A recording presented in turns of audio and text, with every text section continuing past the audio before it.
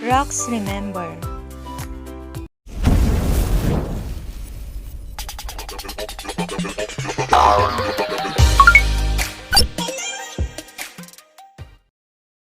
Ang video natin ngayon ay tungkol sa rock layers. Si James Hutton ang nagbigay ng idea tungkol sa konsepto na ang mundo ay billion of years old na. Ang sabi niya, may mga forces na nagbabago sa landscape ng mundo sa nakaraan. Ang principle of uniformitarianism states that the current geologic processes are the same processes that were at work in the past. Ang prinsipal na ito ay tumutukoy sa mga nagaganap na geologic processes katulad ng volcanism, erosion, at weathering. At ayon dito, ito ay kaparehong proseso lamang din na naganap sa nakaraan. Ganito din ang idea ng ibang mga geologists, ngunit ayon sa kanila ang mga proseso ay pareho lamang sa kasalukuyan at nakaraan, ngunit ang bilis ng mga prosesong ito ay naiba. Ang Earth's history ay napag-aaralan sa pamamagitan ng iba't ibang records ng nakaraang pangyayari na napreserve sa mga rocks. Ang bawat layer ng rocks ay parang pahina ng ating mga history books. Paano nga ba nabuo ang mga rock layers? Alamin natin ang mga importanteng terms na kailangang maintindihan. Ang una ay ang stratified rocks. Ano ang stratified rocks? Ito ay tinatawag ding derivative rocks, maaaring fragmental or crystalline. Ito ay nabuo sa pamamagitan ng mga sedimentary processes katulad ng weathering and erosion, crystallization, deposition, and lithification. Nakikita ang mga layers ng sediment sa mga stratified rocks. Ang formation nito ay nakadepende sa stratigraphy at stratification. Stratigraphy is a branch of geology that deals with the description, correlation, and interpretation of stratified sediments and stratified rocks on and within the Earth. Ito ay ang branch ng geology na nag-aaral sa rock layers or strata, particularly ang description ng rock succession at ang kanilang interpretasyon na kaugnay sa general time scale.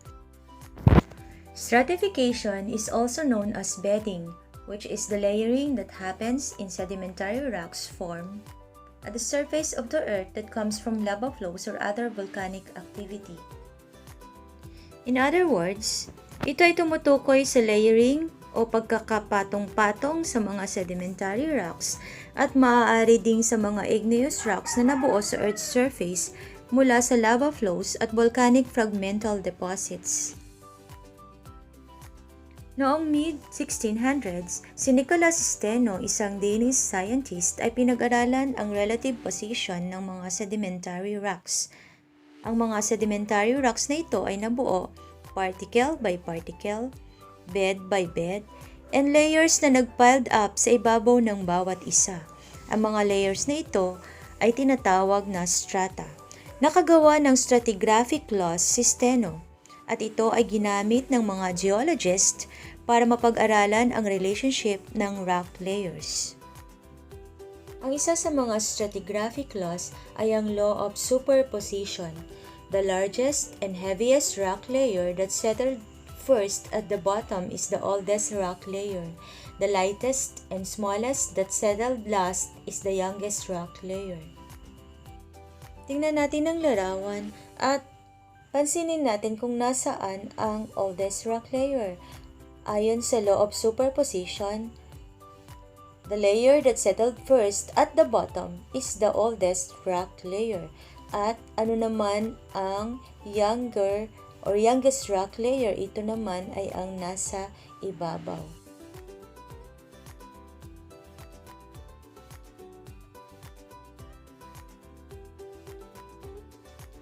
Law of inclusions, a rock mass that contains pieces of rocks called inclusions are younger than the other rock masses.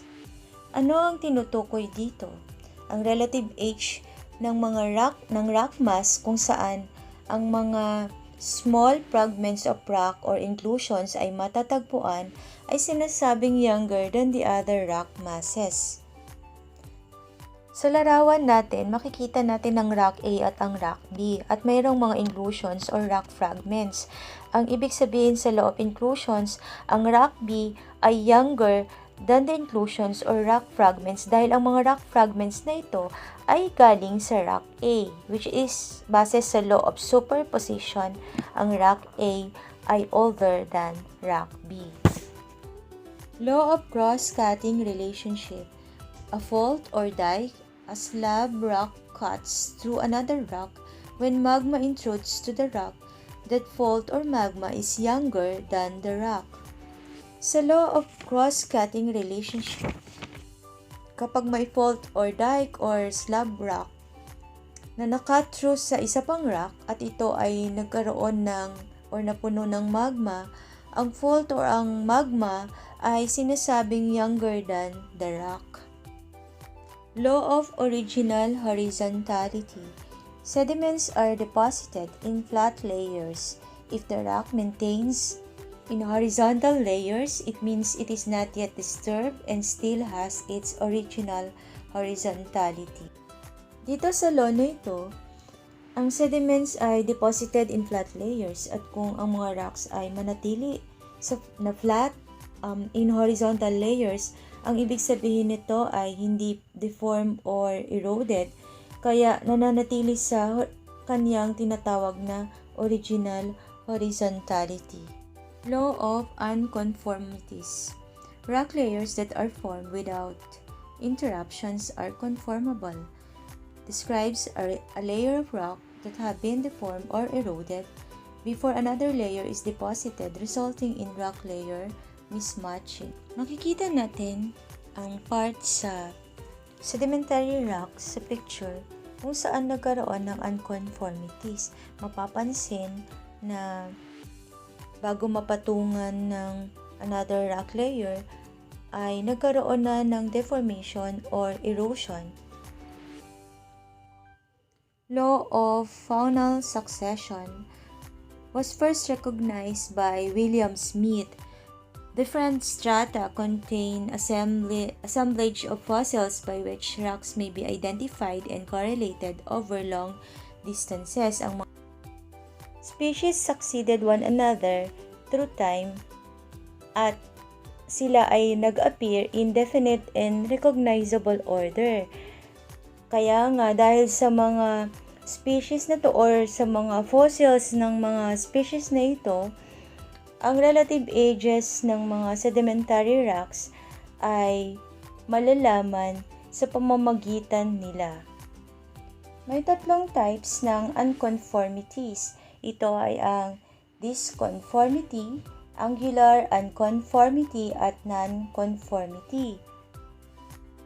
Ang disconformity ay nagmula sa horizontal sedimentary rock layers na ang ibabaw ay na-lift at naging eroded. Ito ay mapapatungan ng mga bagong sediments kapag na-submerge beneath a fresh water or salt water. Ang angular unconformity naman ay makikita natin ang horizontally parallel strata ng sedimentary rock kung saan ang top layers nito ay naging eroded. Sa non-conformity, makikita natin ang pre-existing rock na nasa may bandang ilalim at ang pre-existing rock na to ay eroded na. Ito ay maaaring metamorphic or igneous rock at napatungan ito ng layer na maaaring sedimentary, metamorphic, or igneous rock. Makikita natin ang bahagi ng bato na may crack or break at ito ay tinatawag natin na fault. Kung sa fault na ito ay magkaroon ng mga igneous rocks, ano kayang law of stratigraphy ang maaaring magpaliwanag nito? Ang law ay tinatawag natin na cross-cutting relationship. Kung tatanungin naman kung ang mga Rocks na maaaring nandito sa dike na to or sa fault na ito ay older or younger than layer F, ano ang ating isasagot? Ang answer natin ay younger. What law describes the position of rock layers in layer A to F? And our answer is law of superposition. Correlation of rock layers. Ang mga rock layers ay maaaring nabago dahil sa mga iba't ibang geologic processes katulad ng tilting, uplifting, compression, and subduction. Dahil dito, maaaring magkahiwalay ang mga ito. Isang paraan para ma-identify ang mga layers na ito ay sa pamamagitan ng correlation. Ang mga geologist ay gumawa ng strategic column kung saan naire-represent ang mga layers of rock sa pamamagitan ng pagguhit ng larawan ng mga sequences. In short, kinukuha nila ang relative age ng mga magkakahiwalay na mga strata or rock layers. How do geologists correlate rock layers? Geologists have developed a system of correlating rocks by looking for similarities in composition and rock layer sequence at different locations. The different methods in correlating rock layers are: number 1, rock types and its characteristics, color, texture, hardness, composition, or its mineral content. The harder and more densely packed the particles are, the older the rock and the deeper the layer it came from. Number 2, index fossil, also known as guide fossils or indicator fossils, are fossils used to define and identify geologic periods or faunal stages. Number 3, bedrock, a deposit of solid rock that is typically buried beneath soil and other broken or unconsolidated material known as regolith, made up of igneous, sedimentary, or metamorphic rock, and it often serves as the parent material for regolith and soil. How to match correlated rock layers? Magkakahiwalay na lokasyon or outcrops, maaaring may mga bahagi ng layers na maaaring nawawala dahil sa erosion. Ang mga columns na ito ay hindi nagre-represent ng complete record. Paano mo aayusin at ililinya ang mga ito para magkaroon ng complete record? Ang maaari mong gawin ay hanapin ang isa o higit pang layers na makikita ang lahat ng columns na maaring magkapareho or match na parang isang puzzle. Ganito na ang mangyayari sa columns kapag nahanap na ang kanilang kaparehong features.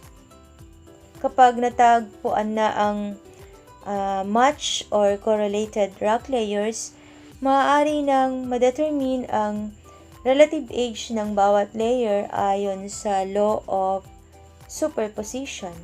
Limestone in location A is the oldest and limestone in location C is the youngest rock layer. While those rock layers having the same composition, textures, and fossil content were considered as rock layers with the same age.